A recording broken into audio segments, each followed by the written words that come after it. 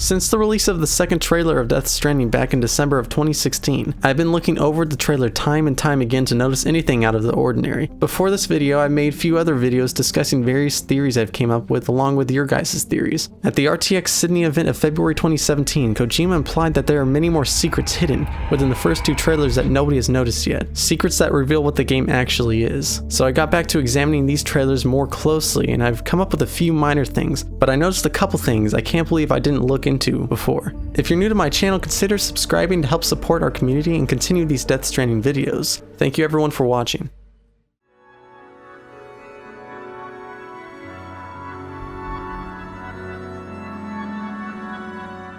This particular theory I've discussed slightly before in a past Death Stranding video, but I didn't go too far into question it. It concerns the end credits of both the first and the second trailer. These end screens display the creative team that is working on the game, as well as the cast members that are, in my words, officially casted to play the roles in this game. At the end of the first trailer, the screen shows Norman Reedus. Obviously, he is the only noticeable character besides the baby in this trailer. Although when we look at the second trailer, two other prominent characters are introduced, Guillermo del Toro and Mads Mikkelsen. The credits only credit Mikkelsen's name to the casting list. Del Toro's name isn't anywhere found on the screen. Now why isn't he on the end credits? If someone didn't know what even Del Toro looked like, they would not have any idea that he was in this trailer. Once I saw the trailer, like many others, I speculated a collaboration of the two working together on Death Stranding, like they did for Silent Hills. Although there wasn't enough information at the time to really declare this, as both Kojima and Del Toro's friendship is close. It could simply be a way to trick their fans. But of course, I don't want to believe that it is simply just a misleading piece on this trailer. Many times in my past videos, I've discussed how I think the two are actually working together on this project. But of course, I couldn't be completely sure that he was on this project with Kojima until Guillermo announced in an interview with IGN that he isn't creatively involved on this project, that he is only going to play a character in Kojima's game. And it is here when I noticed that Del Toro is not simply an Easter egg in this trailer. Guillermo is playing along and acting as if he is portraying a role in Kojima's game, Death Stranding. This brings us back to the end credits, one of the most confusing displays in the second trailer. The best place to hide something, or in this case not place something,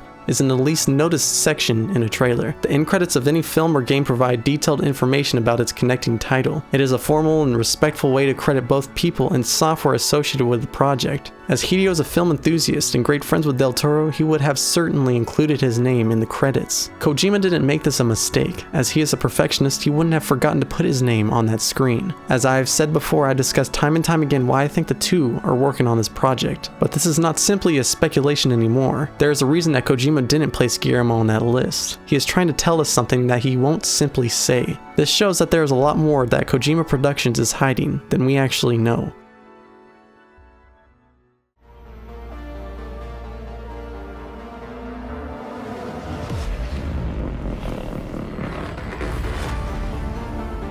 Now this theory is one of my favorites I've actually came up with, and it is quite an interesting one. Although keeping an open mind is the idea here, as this is one of my most craziest thoughts on these trailers. It is also another theory that relates Death Stranding to Kojima's game PT. Let's look at the baby that is carried in a device by Del Toro. I want to note an important factor that the baby is a male. I'd like to point out how he is one, but it's a little awkward. But you can slightly see his male stick and stones within a few frames. Soon after the baby is brought to life by Del Toro, an important slow motion segment displays the baby only opening his right eye completely. As this seems to be a crucial moment, it made me think back to PT, a game that has a talking baby that cries furiously in a sink. I thought the baby might have an open eye, but of course both his eyes are sealed shut, as a baby fetus usually never has their eyes open. Although the more I thought about PT and the right-eyed baby, it made me think about the long, endless hallways of eyes the player would walk through at 3 times the speed. The hallway was filled with moving eyes and the portraits of every wall. At this point in the game, the eyes were a hint for the player to look through a peephole that looks into the bathroom. Now, I'm not sure that this hallway has any significance to this baby's right eye, but keep in mind that the hallway glows a deep red color.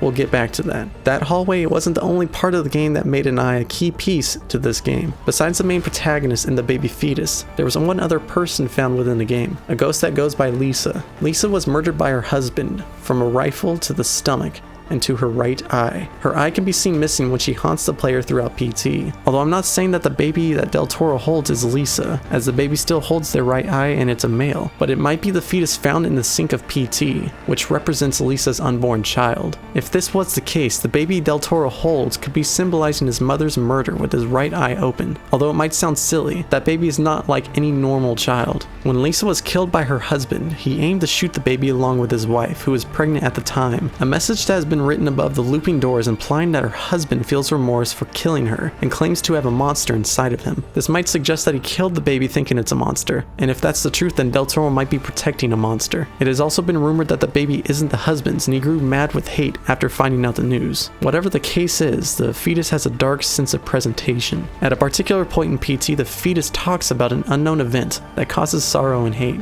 After the murder of Lisa and her baby, it is hinted that Lisa wants revenge, and if the fetus can hold a full structured sentence that looks to be about his father, he might be too. The baby Del Toro protects is not the only baby of importance in this trailer. At the end of the trailer, the doll that is being pulled to Mads Mikkelsen's character locks his right eye to Mikkelsen. Now if you go back before the baby reaches Mads' character, the baby emits a glowing deep red color, just like the hallway of eyes in PT. Although it's unsure what the doll means to PT or Lisa and what the glowing light actually is. It looks as if the red glow also comes from Mikkelsen's character, which might resemble his connection to the doll. Could PT be really associated to Death Stranding? Although Kojima has recently said that Death Stranding isn't a horror game, but he has lied in the past. It would be nice to see the success of PT continue to Death Stranding. It would also be interesting to see what Del Toro and Kojima have to share with us next regarding their roles in the game. Whatever comes from Death Stranding, I know it will be a joy to play. I appreciate everyone for watching and listening to my crazy theories. If you want to support this series, like the video, and also take a look at my social media where I discuss other Death Stranding topics as well as many other things. You can find a link to those in the description below. What do you guys think of those babies and Del Toro's character? Thank you again, friends. I'll see you in those comments.